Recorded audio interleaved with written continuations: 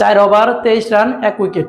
Pitch থেকে তার আদায় করা, ব্যাটারদের বিভ্রান্ত করা, উইকেট তোলা কোনো কিছুই বাদ রাখেননি রিশাদ হোসেন। জার্সি বদলিলেও বদলায়নি তার চেনা কন্ডিশনের পারফরমেন্স। এবং গ্লোবাল সুপার লিগে তার দল রংপুর রাইডার্স যাত্রাটা শুরু করেছেন সুপার ওভারে হার দিয়ে।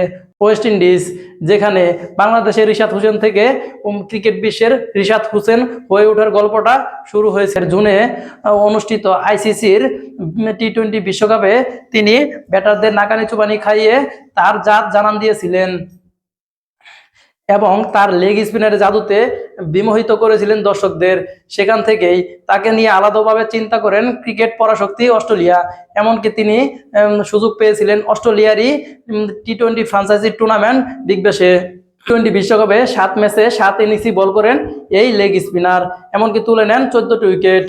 তার মধ্যে ছিলেন ঋষভ পান্ত, মিচেল মার্শের মতো বড় বড় ব্যাটারদের তিনি বোকা বানিয়েছিলেন। তিনি বোলিং গড় এবং ইকোনমি ছিল ঈর্ষণীয়, যথাক্রমে 13.85 এবং 7.76। মাস 5 পরেই ওয়েস্ট ইন্ডিজে আবারও সেই রিশাদ হোসেন।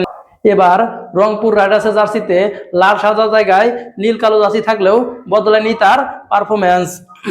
প্রথমবারের মতো বাংলাদেশের কোনো ফ্রাঞ্চাইজি বৈশ্বিক টুর্নামেন্ট গ্লোবাল সুপার লিগে খেলতে গিয়েছে রংপুর রাইডার্স।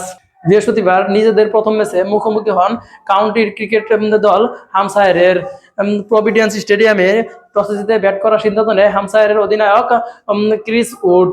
বল হাতে শুরু থেকেই প্রতিপক্ষকে চাপকে ধরে রেখেছিলেন রংপুর রাইডার্সের বোলাররা। সেখানে গুরুত্বপূর্ণ এক ভূমিকা পালন করেন রিশাদ হোসেন। তিনি এই ম্যাচের অষ্টমতম ওভারে বল করতে আসেন এবং সেখানে খরচ করেন মাত্র 5 রান।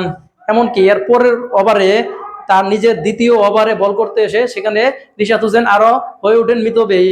সেখানে রান খরচ করেন মাত্র 4 রান। সবচেয়ে শিহরিত ঘটনা হচ্ছে রিশাদ হোসেনের নিজের তৃতীয় ওভারে বল করতে এসে রান দেয় মাত্র 2টি এবং তুলে নেন আলিয়াস ওরের উইকেট। স্পেল শেষে তার বোলিং গড় এসে দাঁড়ায় 3 ওভারে 11 রান দিয়ে 1 উইকেট। সেখানে তার গড় ছিল 3.66 এবং তার এই ম্যাচের চতুর্থ ওভার যথা 18তম ওভারে বল করতে এসে তিনি রান দেয় 12। তারপরও তার এভারেজ রান থাকে 6-এর নিচে। আরও পরিষ্কারভাবে বলতে গেলে 5.56 গড়। এবং রিশাদ হোসেন তার পুরা স্পেলে ডট বল দেয় 11টি।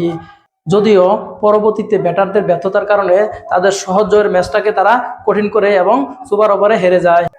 গত সেপ্টেম্বর অক্টোবর মাসে ভারতের সাথে সিরিজটা ভালো যায়নি রিশাদ হোসেনের এবং আফগানিস্তানের সাথে একটা ওয়ানডে ম্যাচ খেলেই জায়গা হারান একাদশ থেকে। কিছুটা সমালোচনা চলছিল ক্রিকেট পাড়ায়, তবে উত্তরটা দেন ওই বলটা, যেটা ব্যবহার করে তিনি মাঠ থেকেই জবাব দিয়েছেন রিশাদ হোসেন। আজকে যে পারফরমেন্স করেছে এতে করে বোঝা যাচ্ছে যে বাংলাদেশ ক্রিকেট দল যে একটা লেগির অপেক্ষায় ছিল সেটা রিশাদ হোসেন কিছুটা হলেও গুছিয়ে দিয়েছেন।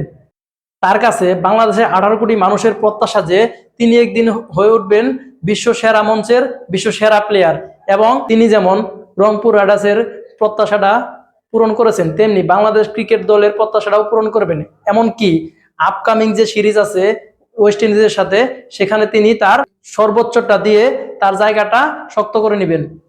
রিশাদ হোসেন তার যে আজকের পারফরমেন্স তাকে না বললে অনেক কিছুই বলা যাবে, তবে আমাদের আশা থাকবে তিনি একদিন হয়ে উঠবেন আমাদের রশিদ, আমাদের মজিদ।